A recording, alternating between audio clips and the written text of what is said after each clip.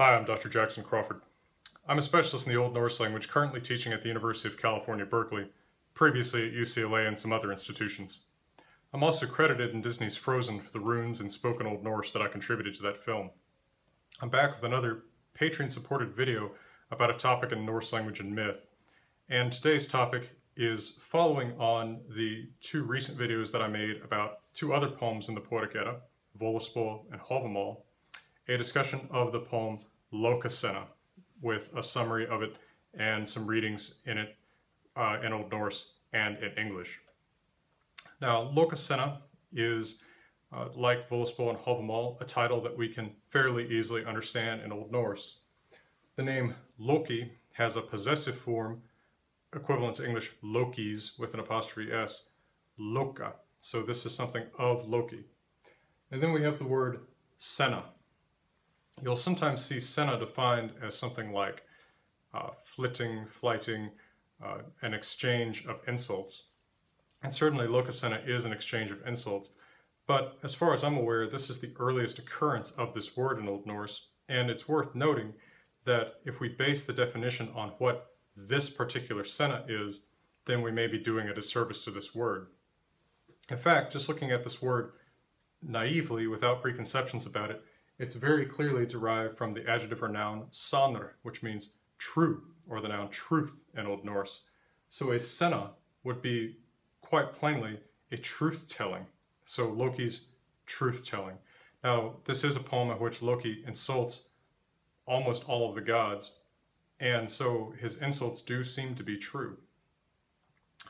The meter used in this poem is, for the most part, the meter called Ljóðahótr, which, for the most part in Old Norse, is associated with didactic poems, poems that are meant to teach some kind of a lesson. Most of Hávamál is in Ljóðahótr, whereas a poem like Völuspá, which is mostly a narrative, is in the meter called Fornyrðislag, which is similar to the meter in other old Germanic languages like Beowulf. Now, sometimes the meter is a modified form of Ljóðahótr called Galdralag. And Galdralag literally is the meter of magic spells. It is a meter associated with both speaking a magic spell and talking about magic. So at the end of Hávamál, when Odin lists all of the magic spells that he knows, he switches from Ljóðahótr to Galdralag.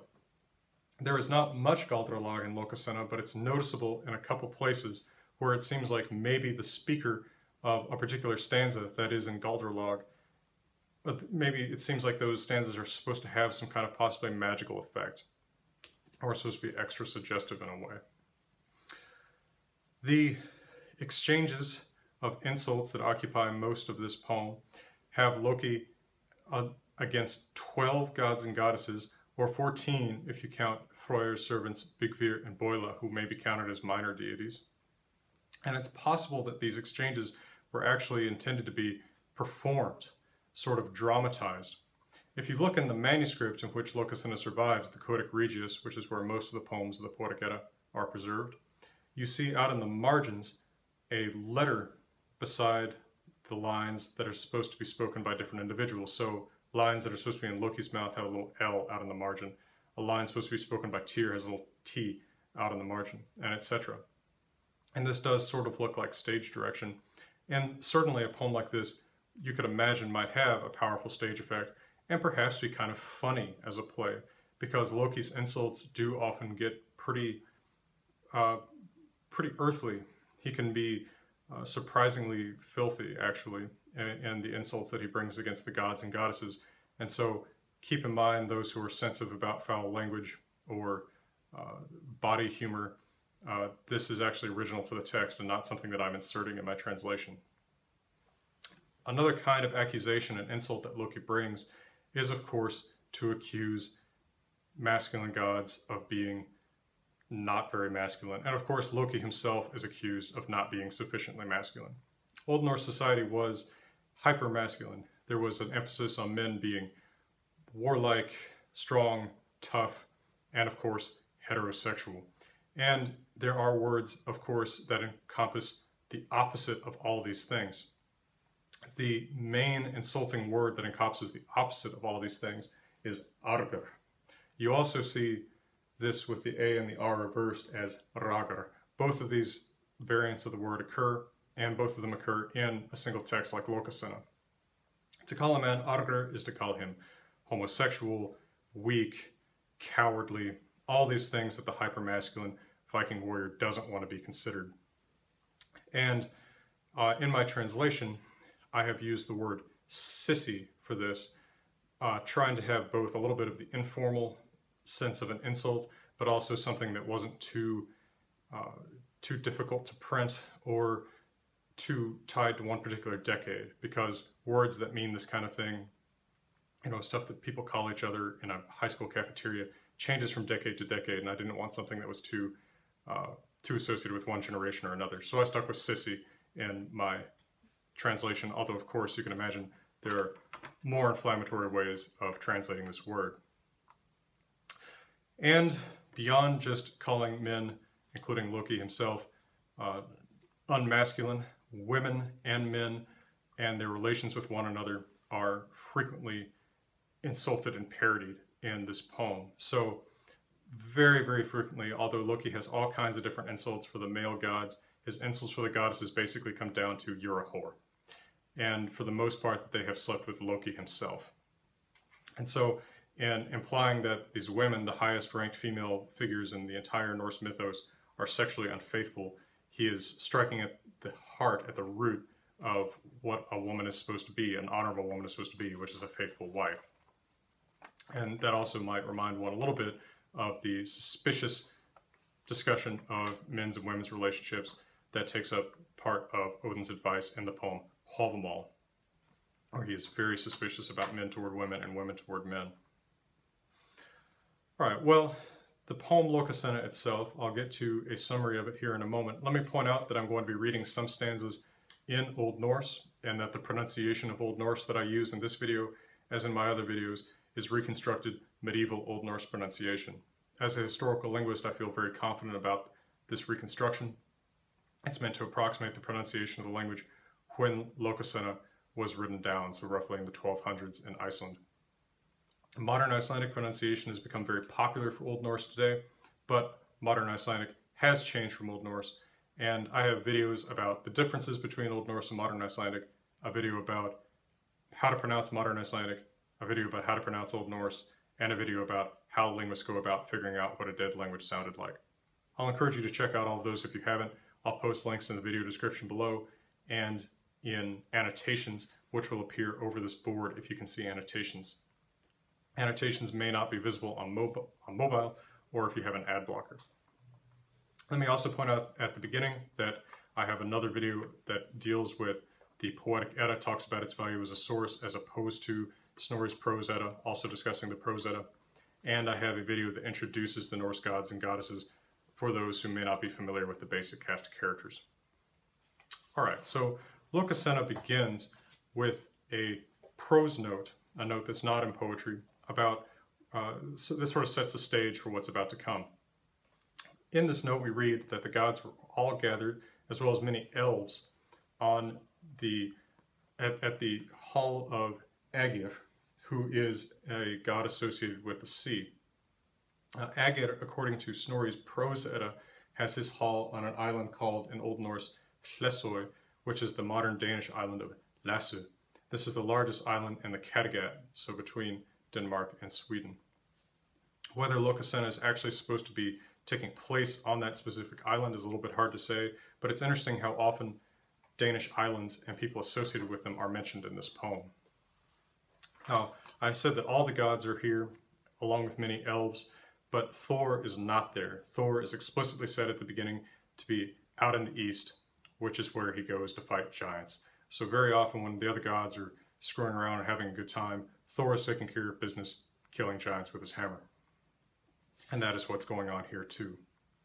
Now at this feast, Aegir's two servants, Fimmafengur and Eldir, are very good servants, and the gods are praising how good they are.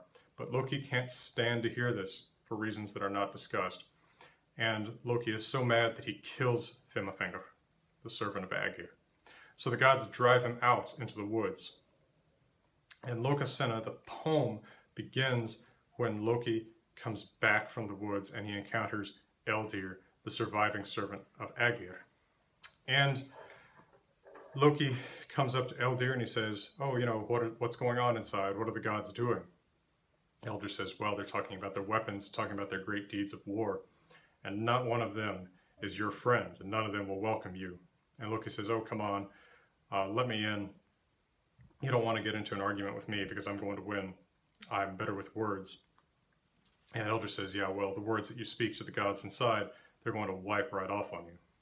At any rate, Loki goes straight in after this little exchange with Eldir, and apparently when he first comes inside, the gods are silent. They're apparently shocked that he's decided to come back. And he says, well, why are you silent? I'm come here, I'm thirsty after my long journey. He kind of acts like he's been away for longer than he has. And I don't know why you don't give me a drink, but if you're not going to give me a drink, order me out. Well, Bragi, the god of poetry, speaks up and says they'll never welcome Loki. But then in stanza 9, Loki says a very cryptic stanza. Mantu that Odin, viti ordaga blendum blóði saman, Ulvi bergia, let's do egi myndu, nema okkur veri boðum borit. And then to read that in my English translation from my recently published translation of the Poetic Edda. Do you remember, Odin, when in bygone days we blended our blood? You told me then that you would never taste a drink that was not served to us both. No one knows what the underlying story here is, but it's apparently true. Odin and Loki at some point must have sworn blood brotherhood, blended their blood. And this may explain, this may be part of the explanation for why the gods keep Loki around at all. So Odin then turns to Vidar, his son, whose entire purpose in the mythology seems to be to avenge Odin on Fenrir, the wolf who will kill him at Ragnarok. And Odin says to Vidar, get up, Vidar, and let the wolf's father have a seat. Ulf's father. Now, Loki is the father of Fenrir, the wolf who will kill Odin, and who will be killed by Vidar at Ragnarok. So there's a very pointed clue here in what Odin is saying to Vidar.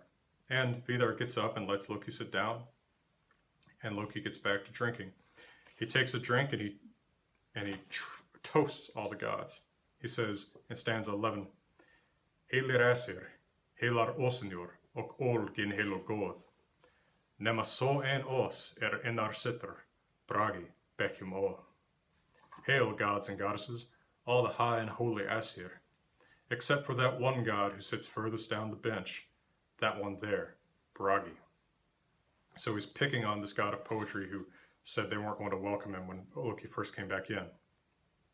And Bragi doesn't want to have a fight here, so he says, Loki, I'll give you a sword and a horse and a ring. I just don't want you to start slandering the gods. And Loki laughs and says, as if you had a horse and a sword and a ring to give. All right, you're such a coward, you don't have any of these things to give me. Of course, a coward might not have a weapon like a sword, but horses are very expensive and associated with upper-class warriors, and rings are often arm rings are given in reward for faithful service in battle by lords to their warriors. So he's implying that Bragi hasn't earned any of these things because he's such a coward. Well, Bragi is provoked and he says, well, then let's go fight. And Loki says, yeah, you're brave on your bench. That is a literal translation of the Old Norse. You're brave on your bench. I've always liked that. And essentially says, come at me. If you want to fight me, no one's stopping you. Come fight me. Let's take it outside. But then Idun, who is the goddess who maintains the apples that keep the gods alive and youthful, and is Bragi's wife, she speaks up and says, no, Bragi, let's not have you get into this fight. Think about your sons. Think about your adopted children. I don't want to see a fight here. And Loki turns to her and says, Thegithu, Idun. Now he is going to say Thegithu to god after god and goddess after goddess for the rest of this poem. Thegithu is essentially Old Norse shut up. Thegi is an imperative, a command form of a verb, thegia, which means to go silent, to shut up. So he's saying silence or shut up. So silence, Idun. And he says she is vergjorna. She is the most yearnful after men, so she's sexually devious in just how nymphomaniacal she is. And you're so sexually irrepressible that you even slept with your brother's killer. No one even knows who her brother is or who might have killed him.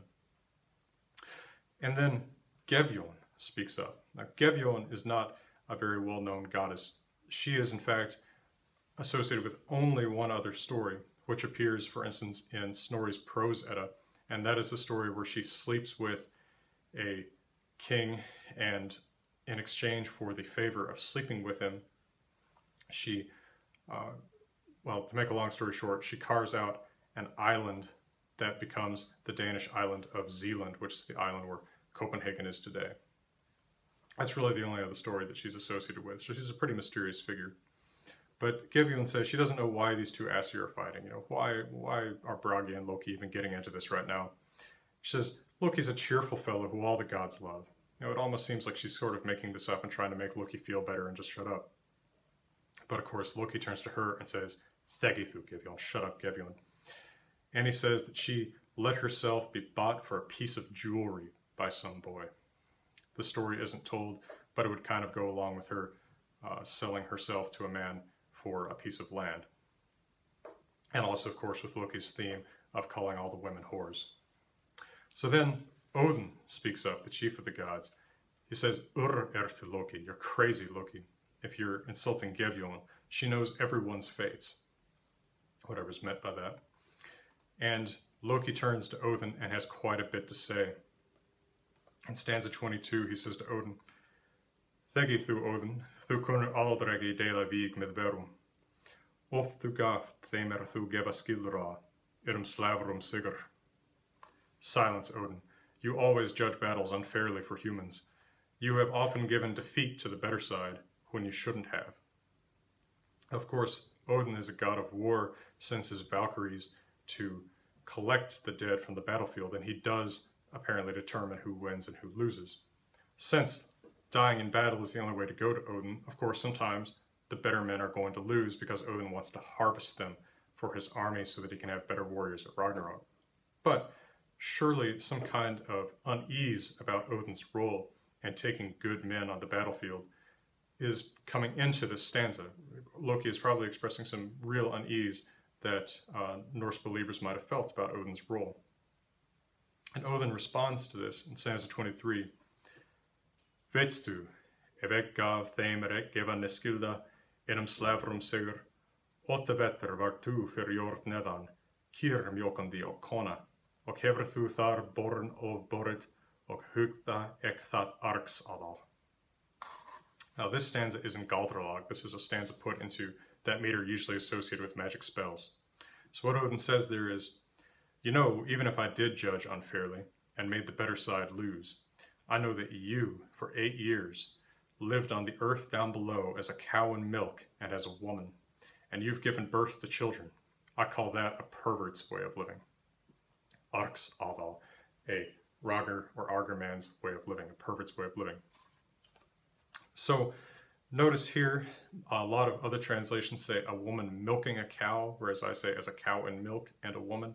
That's because of how I'm reading the verb to milk, which is a verb for being in milk, an animal producing milk, and not for a person milking a cow, for those who might be curious about that. Another side note about the language in this stanza, I translate this as you lived on the earth down below. If you read it very literally, it looks like you lived below the earth. But these geographical directions are very difficult to read out of the myths, where the gods are relative to where humans are, and etc. So I took the somewhat unconventional reading of on the earth below, as from a god's perspective, humans might be on the earth below. Well, Frigg speaks up after Odin and Loki have had their exchange, but first Loki responds to Odin. En þig siga kvoðu soms auju í og draptu og vet sem volur. Vitka liki, for þú verðjóð yfir og hugða ek that arks adal. This is stanza 24. But people say that you practiced womanly magic on Samsøy dressed as a woman. You lived as a witch among the humans, and I call that a pervert's way of living. So now Loki is accusing Odin of having an Arger man's way of living. Well, this island, Samsøy, that Loki says that Odin lived on as a witch, is also a Danish island. Today's name in modern Danish is Samsø. So there's an interesting, again, continual association with Danish islands here. But also this accusation that Odin lived as a witch, as a woman magic user, is strange and not really known from any other sources. Although Odin's association with the magic called Seidr, which is associated with women and apparently with certain obligatory women's dress, is known from other sources. All right, this is where Frigg speaks up. Frigg says in stanza 29, Urlokum ikrum skillet aldrege seige segjum frå. Hvatet esse tver drygdud I ordaga, feresk fornok ferar. You should not discuss your histories openly in front of everyone. Whatever you two gods went about doing in your younger days, that belongs in the past and should stay there. Or, as my students have often phrased it, what happens on Samsøy stays on Samsøy. Well, Loki now turns his attention, having exchanged implications of homosexuality and sexual perversion with Odin. He turns to Frigg. He says, Thegi thu Frigg, shut up Frigg. You let Ve and Vili, Odin's brothers who are known only from the creation story, you let Ve and Vili sleep in your arms. Now, this implication that Frigg slept with Ve and Vili is also known from Ynglinga saga, the first saga in Snorri Sturluson's Heimskringla. Well, Frigg responds, if I had a son like Balder here, you wouldn't be leaving alive. To which Loki responds, well, I'm the one who caused Balder not to be here alive. And of course, Loki is known for having caused the death of Balder, one of the central tragedies of Norse myth. So here he's really rubbing it into Frigg. So now Froya speaks up and says, to Loki, just like Odin said, you're crazy, Loki. Frigg knows everyone's fates, even if she doesn't say so. So it's interesting that in both cases where Loki is called crazy, it's a god telling him to stop insulting a goddess for knowing fate. And of course, the association of Gefjon with knowing fate is a little strange because Gefjon is so little known. But also that Frigg knows fate is interesting. Doesn't Odin know fate as much as Frigg? They both probably heard the prophecy in Völuspá. But there may be some kind of underlying story here that's simply lost to us. Well, Froya, Loki says in response, of course, you're a liar, and you have slept with every god and elf in here.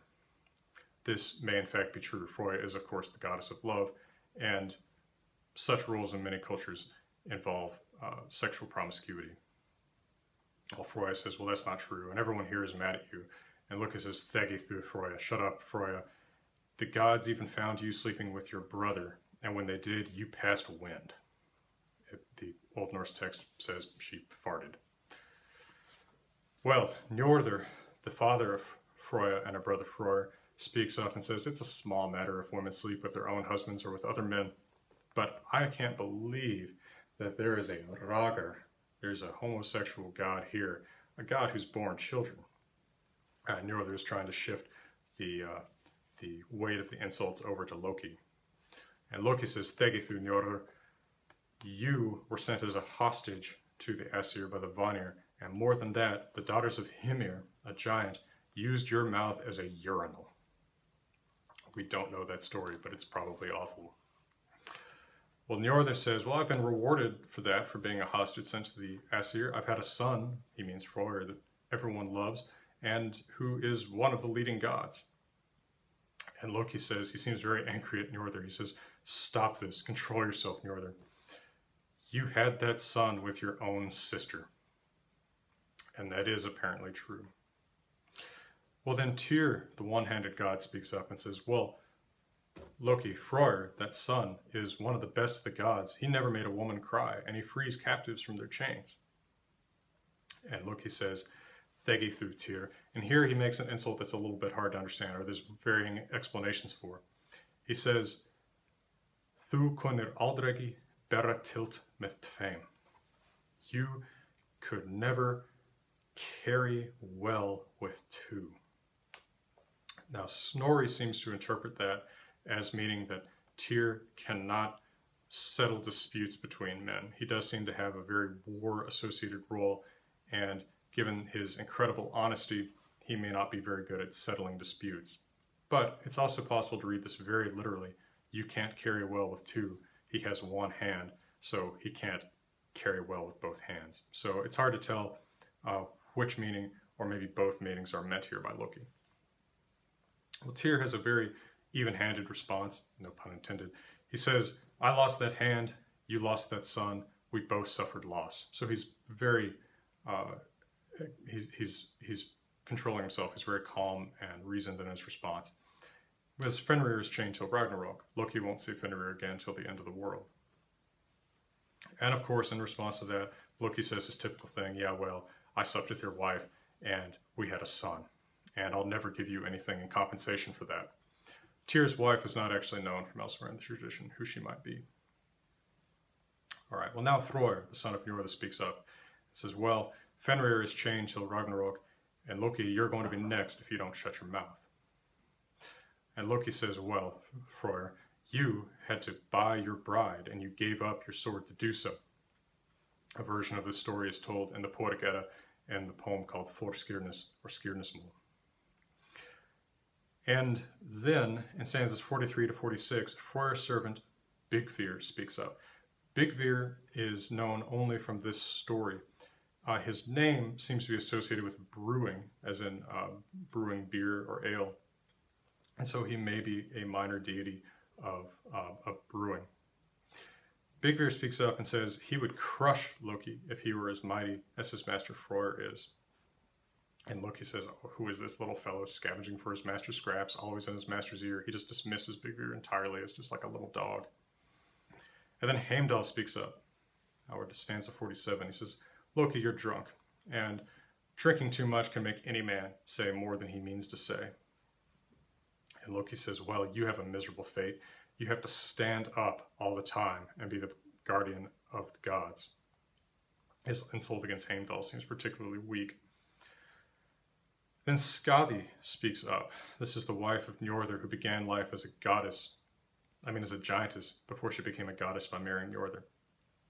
She says, the gods are going to tie you to a rock with the cold guts of your own son. This is a true threat, as we'll see shortly. And Loki says, all right, but don't forget that I was first and last on the battlefield when the gods fought and killed your father Thjazi. And she says, well, even if you were, you'll never be welcome anywhere where I have power. And Loki, of course, retorts with his very typical answer to the goddesses. He says, well, you were nicer to me when you were begging me to come into your bed.